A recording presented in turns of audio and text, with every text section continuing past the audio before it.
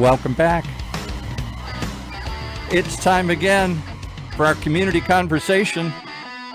It's the RAAD Life with the one man who seems to be in the center of every conversation here sometime sooner or later. The one man, our raconteur around town.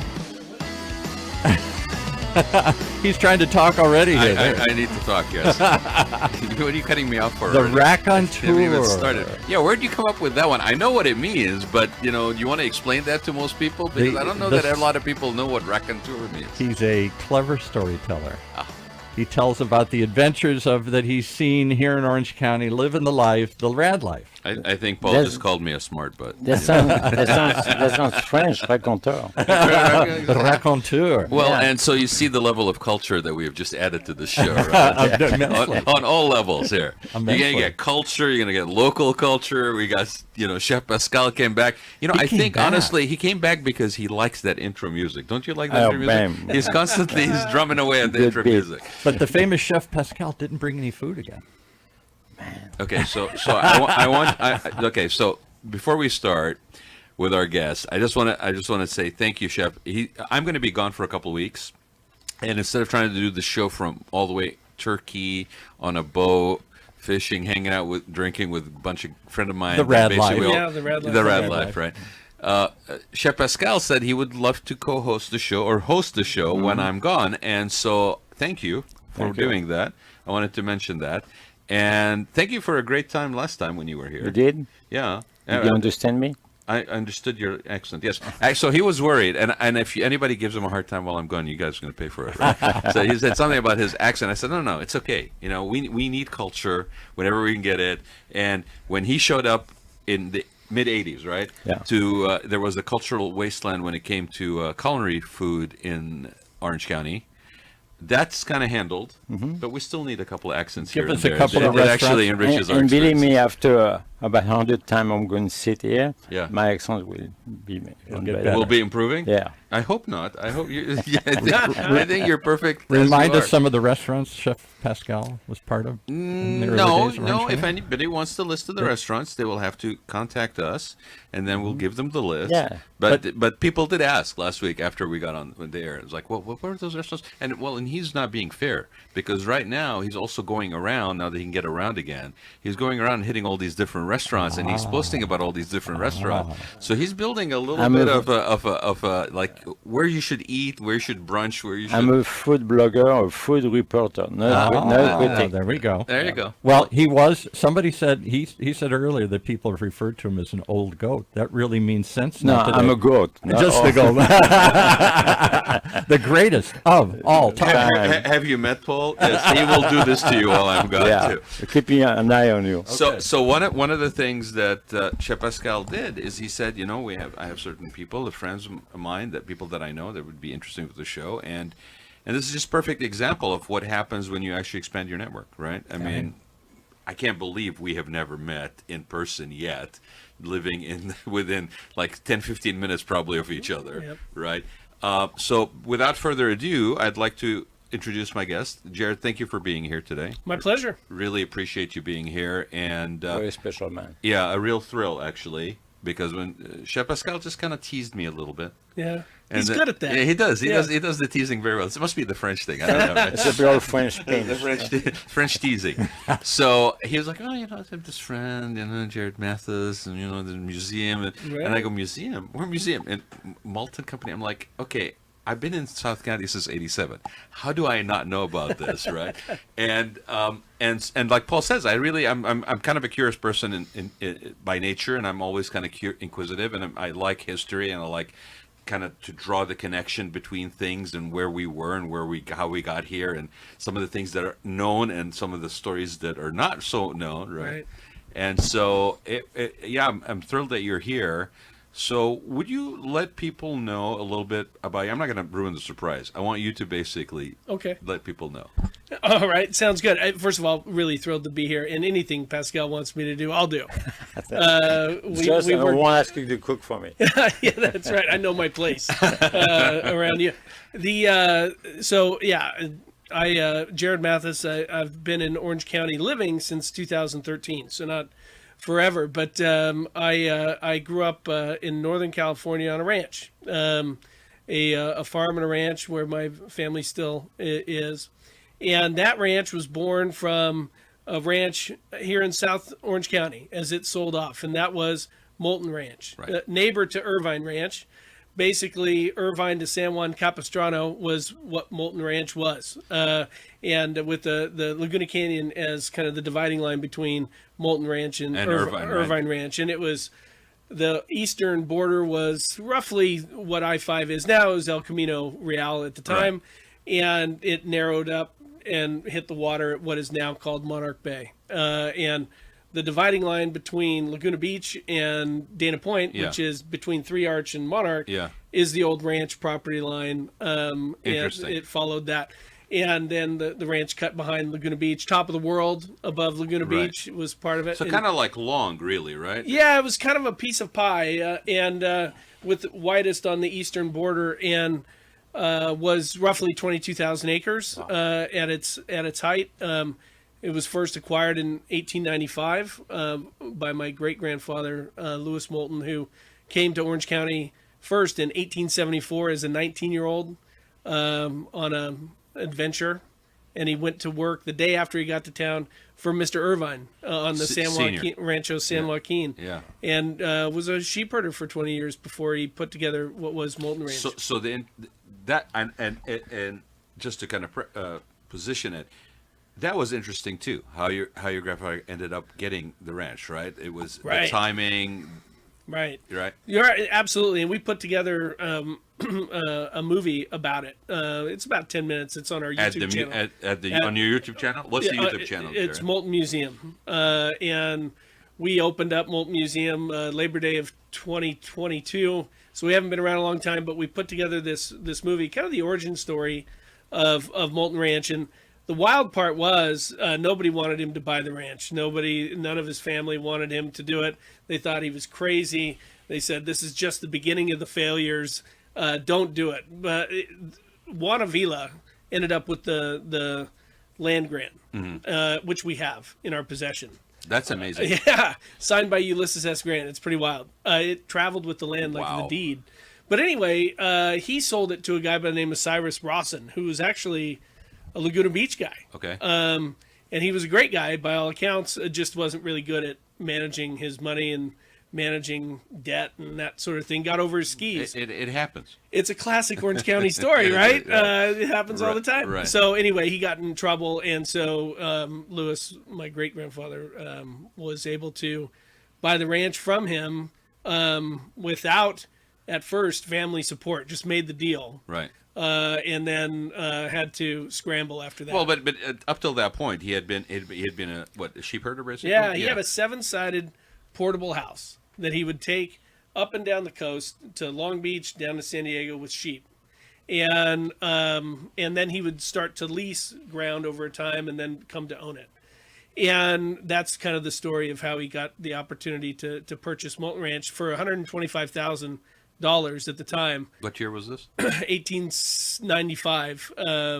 So 22,000 acres. I mean, it's still a chunk of change for that time. It was a big chunk of money. And was it at that time that California had ordered to divide farmland equally, like 50,000 or something like that? Not in this particular case. I mean, Okay. the biggest action that affected that land previous to our ownership was the Spanish land grant patent that was given to Juana Villa. And I'm going to interrupt for 1 second. We get Jared a little closer to the mic there. He's coming out of the picture. There we go. Okay. All right. So for people that don't know, I mean, that wasn't an unusual situation, because there was these big land masses that were these original land grants, Right. Yeah. right? That basically made up the whole county, and then went all the way up to LA. And you and I were talking beforehand about the how Gulf, too. Right, exactly. Even all the ranches above Santa Barbara too. Yeah, I mean, it was all basically Spanish land grants. Yeah. And we were talking about South County. We were talking about the where San Clemente is now, right? Was that the O'Neill? Yes. Right. And how that was also basically interesting. And then, again, as old as time, the story, right, with the people that marry into the land and marry into the holdings and stuff like that. Yeah, it's good to see kind of the chain of title as it comes along. In fact, people who bought their dirt most recently in Monarch Bay, which was part of Moulton Ranch, that had been under a land lease for a long, long time. Their deeds to their property starts with the King of Spain. Yeah. I mean, and it runs all the way down Right. to current ownership today. And we had much the same with Moulton Ranch. So, Jared, I know you guys you have a lot of this information, a lot of this historical data, Sure. a lot of the archival materials, maybe some artifacts. I'm just curious, why was there not a museum before? Why is it such a recent thing? Well, longevity, and I'll explain what I mean. The women in our family lived a long time. And so Louis and Nellie Gale Moulton were my great-grandparents, and they had two daughters, Charlotte and Louise. And Charlotte was quintessential grandmother, singing in the kitchen, cooking for all the roundups, and was very much a soft touch. And on the other side of that coin was her sister Louise, who was in the corral all the time, was the best The tomboy. roper. Yeah. She would literally ride two horses to school, one foot on one on the other, standing up. She was tough lady, and she lived till she was 99. Yeah. So as Nellie Gale, so Louis passed in 1938. Okay. Nellie Gale passed in 1972 in her mid-90s. Okay. Charlotte also made it into her 90s. Louise made it to 99, which was 2014. Wow. Now, Louise was also the last one to leave Moulton Ranch. Now, Moulton Ranch was made up of what became Laguna Hills, Laguna Woods, Aliso Viejo, Laguna Niguel. Sure. She had the Aliso Viejo area. And so as everyone else, as the rest of the ranch sold off over time, she ended up keeping all the really cool stuff. And then it all went with her to a ranch that she purchased up in Lompoc, north of Santa Barbara, which was roughly 14,000 acres, by the way, which we've conserved. We have a conservation easement on it, can never be developed. And anyway, she loved the history, and she kept everything. Nellie Gale kept everything. Charlotte kept everything. And Nellie Gale would travel the world many times throughout her life. Mm-hmm. And she had these steamer trunks with the cruise ship stickers on it and everything. As Louise was getting close to her death, we ended up going to her place and finding all these things. She was pretty private and wasn't real fond of company. She had kind of created a museum of her own, but it was... things Well, those were still meaningful things for her. right. Yeah. And they kept it because they knew it was history for Orange County. But literally in horse tack rooms, in barns, in shops, in the house, behind paintings, priceless paintings, behind vacuums, in closets, all these things that we started to discover as we were kind of surrounding her towards the end of her life. Mm-hmm. And it was then that we realized that we had so much that we had to do something. And the first step was to bring it all back to Orange County, bring it back to where it came from, because she loved Orange County. And I think they all never wanted to leave, but they wanted to keep ranching, and they couldn't do that. Right. And they weren't developers. They didn't want to be developers. They wanted to be in the lifestyle that they enjoyed, right? And so as all these other ranches were born, as Moulton Ranch sold off, then we ended up with Louise in Santa Barbara, or north of Santa Barbara. And so bringing it back home to Orange County was important, because all the magazine stacks in her house, it was Balboa Bay Club magazine. No it was Orange County Register. I don't think your heart ever left. And so that was the first step. And then once we started uncovering everything and cracking open all those steamer trunks and seeing the razor thin stacks of paper, telegrams, pictures, film, everything. So the last 8-9 years we've had university level archivists, putting the collection together, archiving Just to get it your all. hands around what Just you've to got, get it actually. right. And Yeah. we're just scratching the surface. Seriously, yeah. Oh yeah. I mean, and we've done a pretty good job of telling the origin story now, but it's really just the first step. Are you going to expand the museum? Yeah, probably over time. We're not in any hurry. We have the museum actually on property that we've owned since 1895 in Laguna Hills. Okay, where is it in Laguna Hills? Off of La Paz and Cabot. Okay. There's a shopping center there Yeah. that is still family owned, and so we took over space inside that center. And so we have about 5,000 square feet at our disposal between storage and archival and exhibition space. There's possibility that we could do a number of different things. I mean, it's really an interesting time that we're in right now, right? So talking about old pieces that were part of the ranch. The Ziggurat building, the Chet Holyfield Federal Building, is going up for sale here pretty soon in June.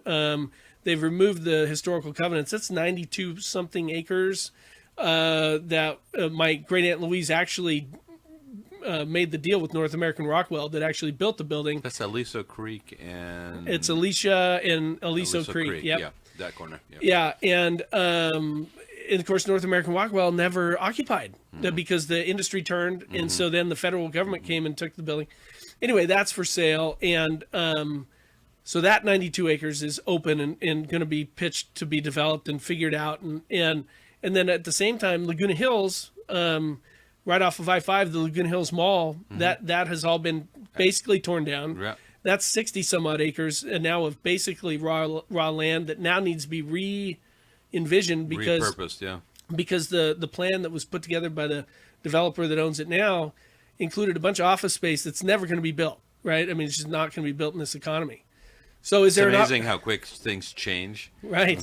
Yeah, it's amazing. It's not even Well, that's- 5 years, and the whole dynamic changed on that one. The world changed, right? Yeah. And that's part of development, right? yeah. It's timing. Yeah. So those are two pretty big swaths of land that used to be part of the old ranch. Can we find, a quarter acre to put a museum on one of those pieces?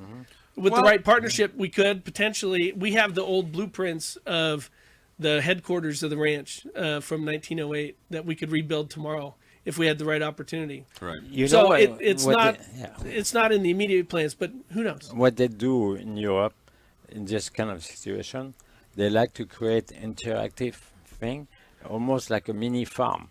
And because you have a lot of kids, Right. who have a lot of group who come visit, they want to see how it looked like before. Right. And we can bring a couple sheep or maybe something, and then so people have a vision how it was before, I think. Your lips to God's ears. I'm all in. So let me ask you a question on that, because it raises the conversation. I mean, even with some of your family members would they didn't really want to leave Orange County, but Orange County was changing in its Right. nature, and they basically went to a ranch up north because there's And more open. somebody more wanted open to space. tweet, what time frame was this? When did they sell the ranch and start So developing the it? ranch started to sell off. I think the earliest was Laguna Niguel Corporation took over a piece of Laguna Niguel in 1959. They didn't develop it right away, but then the community of Monarch Bay was created in 1960, and then everything kind of followed that, with the last pieces being sold in 1973-4.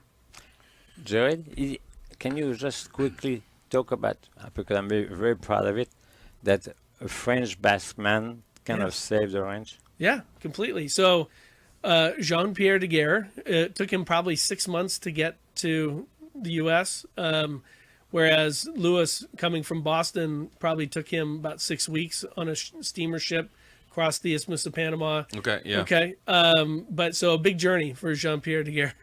And he first started helping Lewis as a sheep herder. Okay. On the ranch. So right after he bought the ranch in 1895, we were in the worst drought since the one we were just in, basically 125 years apart from one another. There was no feed for sheep. So they had to literally take 12,000 sheep, and this is what Jean-Pierre Daguerre did. Took those bands of sheep from To where you can feed them. which was Laguna Hills. They had to take them all the way to Mammoth, to Bishop, through the Mojave Desert, right? I can't even imagine. Everybody hates that drive to go skiing, which takes 5 or 6 hours. But with the sheep. Imagine doing it on a horse with 12,000 sheep. That trying you're to going to protect lose them. some of along Yeah. the way, Of for sure. course. Yeah. Cyrus Rawson was waiting for Jean-Pierre Daguerre in Bishop as he was bringing the sheep, because now he was helping out Lewis. And he said, there's no use in whimpering because these are horrible things, but we have to man up, essentially. And we have all the letters back and forth of this journey. Really, truly amazing. But because he was such a good sheep herder, and also because he also had a little bit of resources too, daguerreau-type photography, that was part of his family line as well. He came in to help Lewis get through this drought as a 1/3 partner of interest in the ranch. Now, when they first met, it was just a matter of happenstance? Yeah.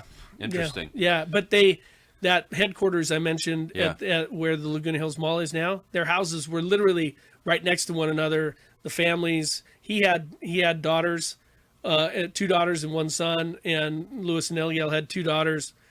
And he was a great man, great family, and they had a wonderful relationship. And then, unfortunately, one day at Cabot in Crown Valley, where that Costco is, he literally bought the farm because he rolled a buggy. Jean-Pierre had an accident and died. Wow. Down that hill. Yeah, and his son, not long after, died of, I think, Spanish flu. Something took him down. So then Louis passed away in 1938. So there was a moment in time where there was Mrs. Daguerre and Nellie Gale, both with 2 daughters, and that's it. And no man.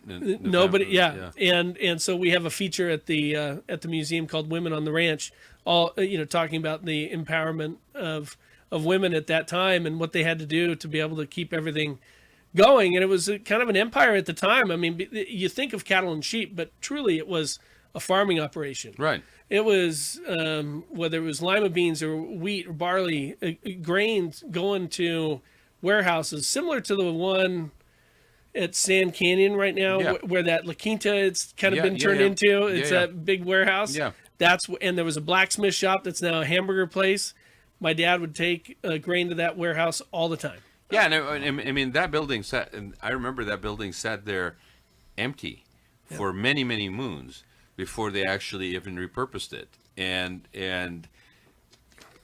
I mentioned to you, I was on the board of the Historical Society in San Clemente for 13 years. So for me, there's a soft spot in my heart when you actually repurpose stuff like that, because we live in an environment, especially in California, but societally, where it's just like tear down, put in new, tear down, put in new. But when you do that without at least some of your roots being represented, you lose a little bit of a DNA in the community. And so I agree with Pascal, especially with the understandable additional need for housing, changing needs, like you were saying with offices, who's going to build office buildings anymore? I mean, I talked to people at the Essex READ their day, and they were basically working on conversions of office spaces to residential units, right? Using interestingly using the ADU guidelines to do that, right? So there's always change. There's always change. There's always purpose change, use of land change, whatever.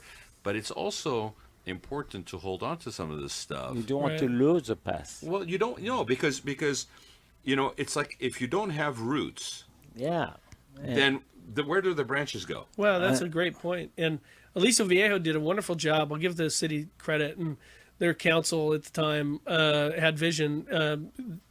There at what is called Aliso Viejo Ranch were the last standing Moulton Ranch buildings, the only ones remaining. And the bunkhouse was there, and that was where everybody from all the different cultures came in. I mean, no matter who it was, they were all there together. And those buildings got preserved. They didn't get torn down. They got historically preserved and adaptively reused. So now the community can enjoy it all there, and exactly to what your point and Pascal's point is let them see what it used to look like. And we got nothing out of that relationship other than providing content and context. But there's a legacy, Jared. I mean, the legacy, the sense of pride in place. I remember, and this is kind of like an inside joke for us down in San Clemente. It was like when they were doing Talega. Okay, Talega is inland of the 5, and I won't even go into the right zip codes and right zip. People are funny in communities, but there was the old historical part that was sort of along the coast, and this was a massive development area now inland, right? Where ironically they would castrate the bulls. And I will spare people where the name comes from, but go dig it up. You'll find out. I'm not going to share this on there. But the thing about it that was interesting is they used the historical iCarville material that we had in San Clemente, to sell the new community. 100%. Right? And then ironically, once it got established, then they abandoned that branding and went to their own branding.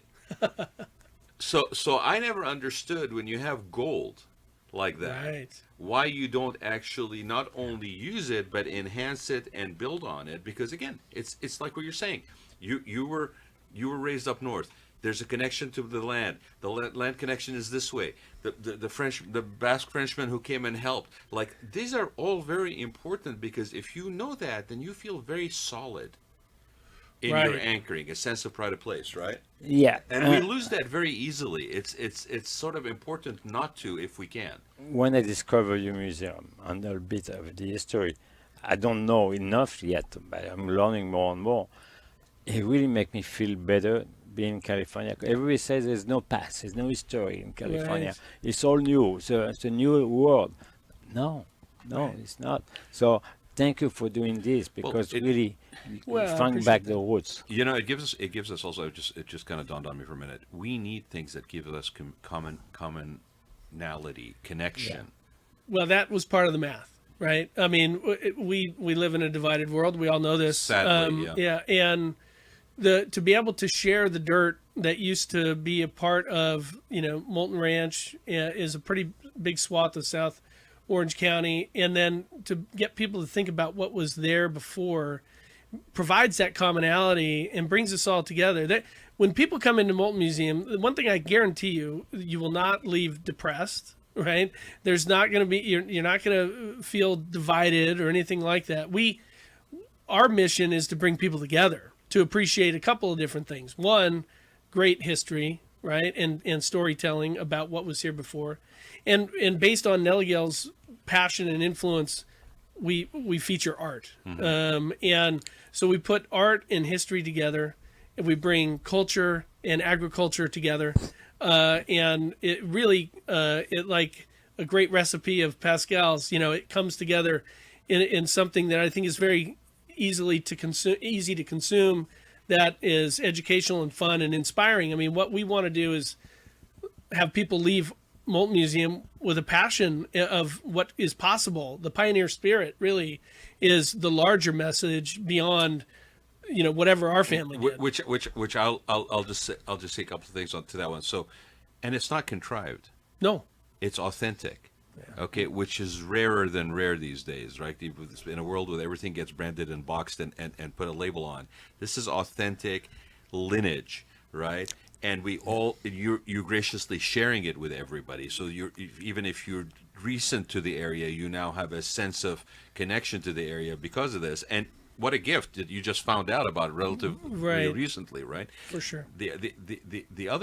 Sorry, go ahead. I don't know how much audience you have, but can we add the audience? If anybody has something that can share, that we can show from the past, they should contact you and bring you over. Right. I think people have things at home they have from the generation to generation. They have it there, but they don't share it. Right. So let's put it back together. And very extremely good point, because especially now, as that part of the county is no longer new, there's a lot of people, like my parents basically passed away a couple of years ago.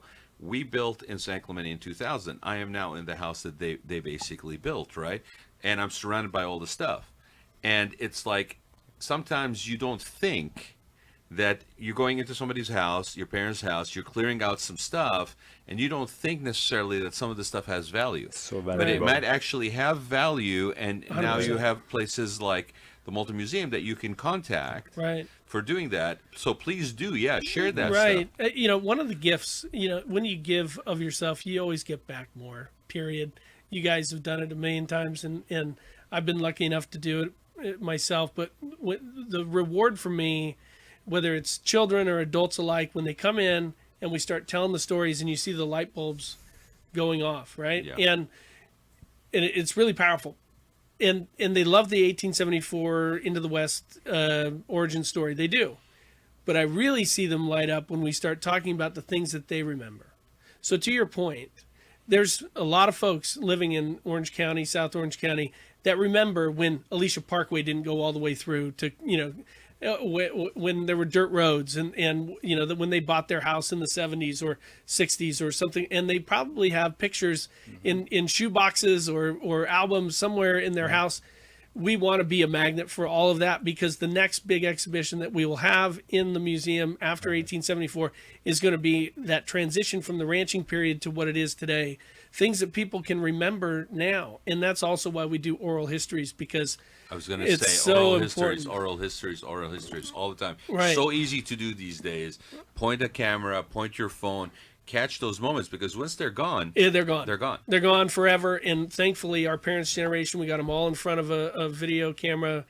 And then, lo and behold, not long after that, they all went away. And I mean, Pascal's doing it in his own way with the culinary. Yeah. Again, with you know, like, what are some of the meals that you remember from your childhood that your mom cooked, and make sure you get those, Sure. and Right. or at least even better, go into the kitchen and have her show you how to like cook them. you, it's legacy. Yes. And It's then, legacy. so I will urge teachers from middle school, high school, or colleges, go on the field trip there. right. Because, you know, share that with the young people so they know, and then they will pass this on. So, oh, I didn't know that, and then we'll come back home, talk to their parents. You know, Jared, the Right. other thing that's interesting, and I will give a nod to, I think it was it Tim Smith that you were on the Yeah. show with, right? Great show, by the way, Tim. Awesome. I reached out to him and added him on LinkedIn today. I enjoyed it thoroughly. Thank you for the research in advance of the show. But one of the things that you guys talked about, or he mentioned in passing, which I think is also part of the legacy. See, it's funny. We live in a state where, in Orange County, where it's like everything's new, everything's tear down and rebuild, or land development, and it's such a huge economic engine, real estate development, right? So Right. it's unavoidable, and that's not going to change. It's just maybe the purpose, like with the El Toro Mall, the purpose may change. We will adjust to what our needs are today, and we'll do it in an innovative manner, but it's still that. Right. So what was interesting is, and I think this brings it home, is that part of the legacy is that, and we're calling it cowboy spirit, pioneer spirit, whatever, is also the entrepreneur spirit. Yes. And now you have a layer added onto that, which is basically women entrepreneur spirits, you know, very early on Amazing. in this Right. area, right? So Right. that is part of the legacy too. I didn't And- want to be under their arm because I'm sure it was a tough time for the men. I mean, they were strong. They were Well, tough. you'd have to be. And they knew what they liked, and they went after it. And they built things. You know, they built institutions. I mean, real institutions. Women gathering together to build the Laguna Art Museum. Absolutely. And Laguna College of Art and Design, and Laguna Moulton Playhouse, and all Which of those I didn't. things. I mean, I know about the Laguna College of Art and Design, and it's an amazing. I mean, it's world renowned, right? And I had no clue until you told me that who founded it. Yeah, Nellie Yell Yeah. helped found Laguna College of Art and Design. She was big into education. She was a teacher and a principal in her own right, although she could never afford to go to college. On her 90th birthday, the LA Times did an interview with her, and she put a bunch of people through school and just emphasized how important it was to get an education. And she wanted to provide that for those that couldn't do it And before. can we point out that Nellie Gale Ranch, which I've driven by a million times, this upscale neighborhood, Right. was named after her. That's right, and Nellie Gale Moulton is Nellie Gale, and the reason that it was named after her is because she donated 250 acres of what that community is to what was Chapman College at the time, and then they held on to it and sold it to be developed later, and they named it after her because of that. I think it's still a top 5 gift to Chapman in the history of the school. I think it helped make it Interesting. Chapman University instead of Chapman What a College. change from cattle ranch to a multi-million-dollar villas. no? Right, Well, naturally. and for people who don't know, because some of these areas in Orange County, whether it's North County or South County, sometimes you almost have to trip on them. It's almost like Pascal's little, when he shares about little restaurants here and there, like you shared about the Swiss restaurant in was it Balboa? And Balboa. Balboa, yeah. Like there are places that have that legacy, that history, That depth. but sometimes it's hard to find them unless you trip over them, right? Right. So if you come off the freeway at Green, For the museum? no, for oh. Nellie Gale, what's that street? Oh, Is yeah. it- I mean, you can get off on La Paz, Oso, what's the Valley. 73 Valley. exit is what? 73 in Greenfield. Greenfield. Yeah, So if you right exit there. on Greenfield at 73, it's like boom, right there. to the left. Yep. If you're heading south. And so, yeah, there are areas that are really special little nooks. Yeah. And you come across these things, and I'm hopeful that Moulton Museum is one of those special gems and sometimes you can put them together. And like not long ago when we had Pascal come to the museum, and he actually cooked there, and it was wonderful to bring his history and his expertise and mastery in the kitchen to bear at the museum for a wonderful little event. And that's when you know you've hit a home run. Well, I was very excited to find that history, because for me, coming from Europe, I was come back here, and then I was looking for the history of cowboy and Indians, you know. But you actually. Well, show, you found the history of I cowboys. did. Cowboys. But you really give me a lesson of what the past of this area. It's fantastic. You're a pioneer. Your family were pioneers. Thank you. Well, yeah. Our good friend Tim Clark, who would be upset if we didn't mention him, Yes. who's an amazing, world-renowned artist, brought us together. And Yes. Tell we the were there story for of the him. eucalyptus. That was the one you told before I handed out. We all think of eucalyptus as being, it's every picture of Orange County. The streets still are lined with it. They used them as windbreaks and along the railroads and stuff here.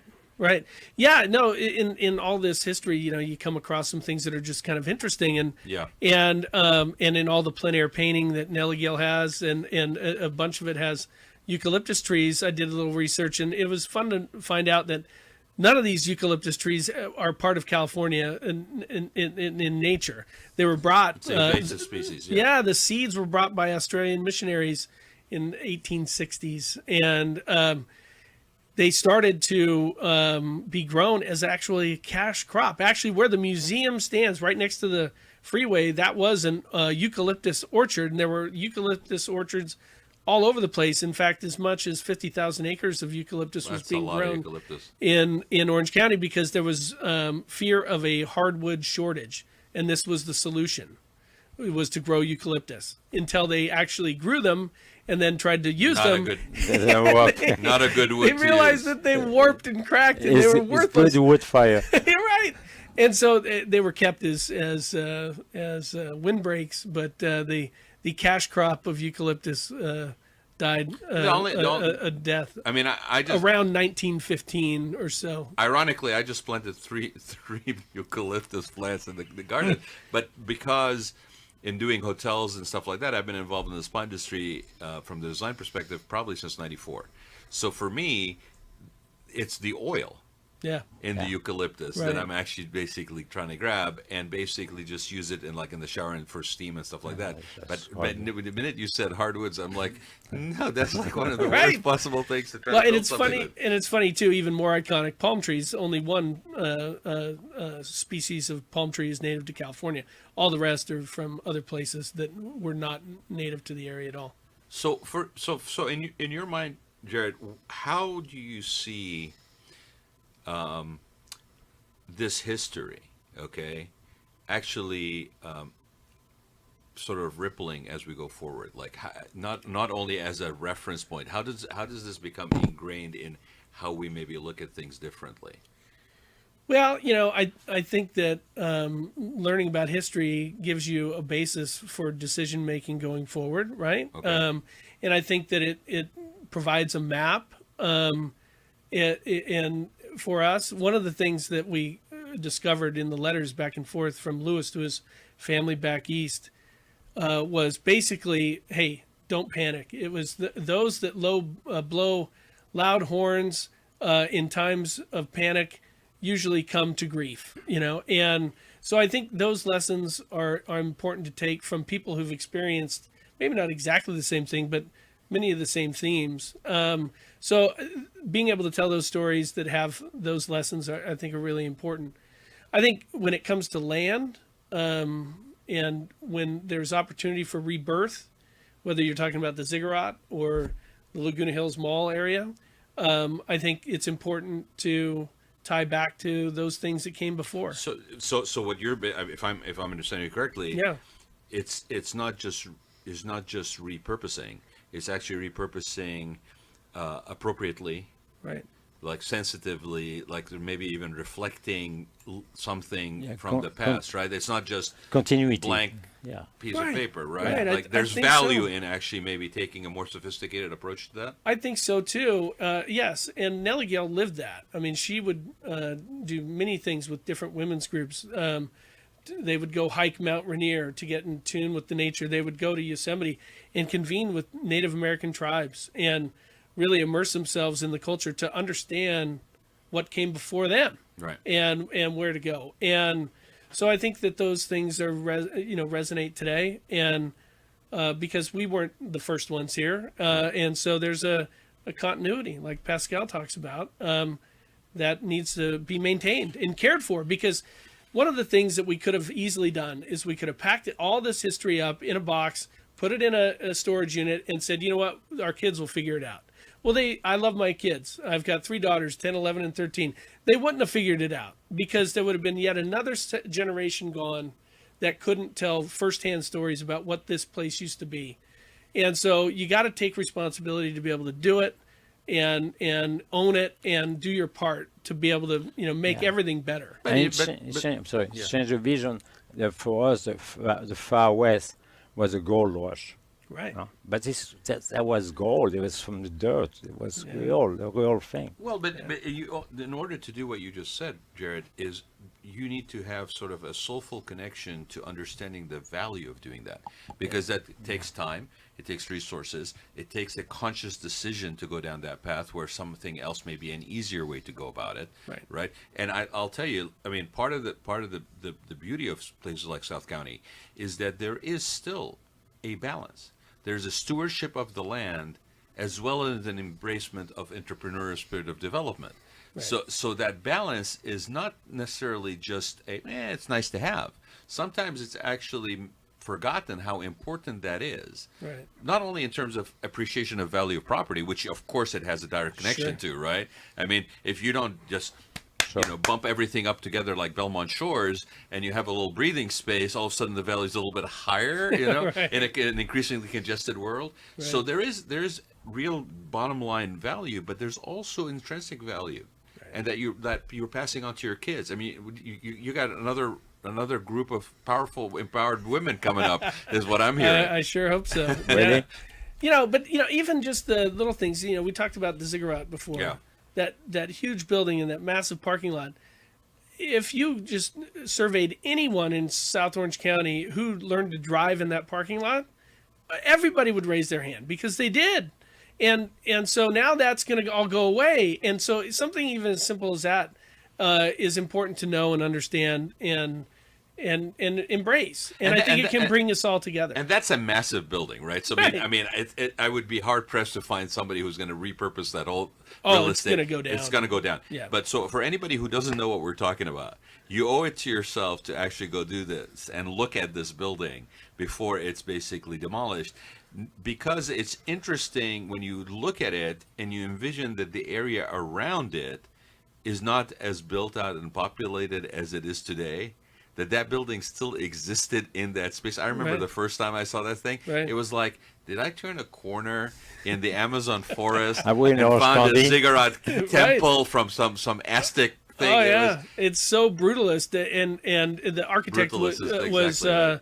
William Pereira, who was a UCI. Yeah. He designed all of UCI. Yep.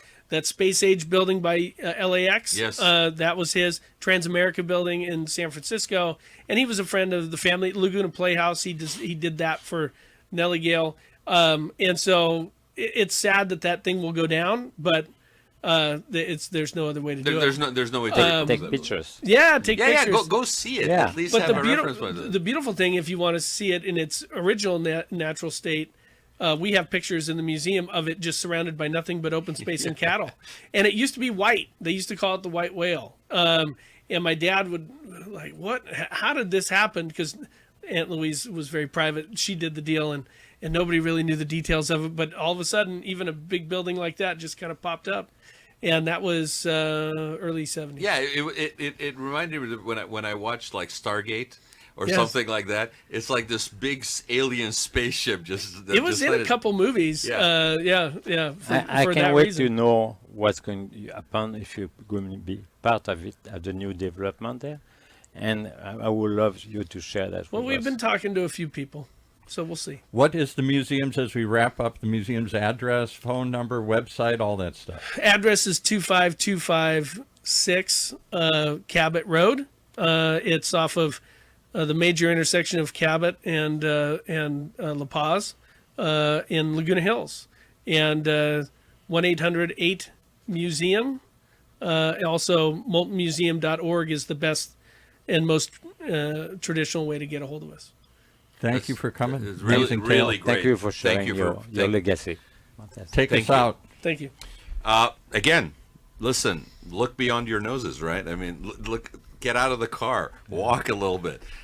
There's a lot of really gold in those hills, and not every. I mean, news fine, news great, but man, if you don't know where your roots are planted, whether they're your original, genuine roots, right? Or they're roots that are basically where you're transplanted to an area. I mean, I've spent more time in South County probably than I've ever lived anywhere else, and I've lived on a couple of continents. And so there's a pride of place.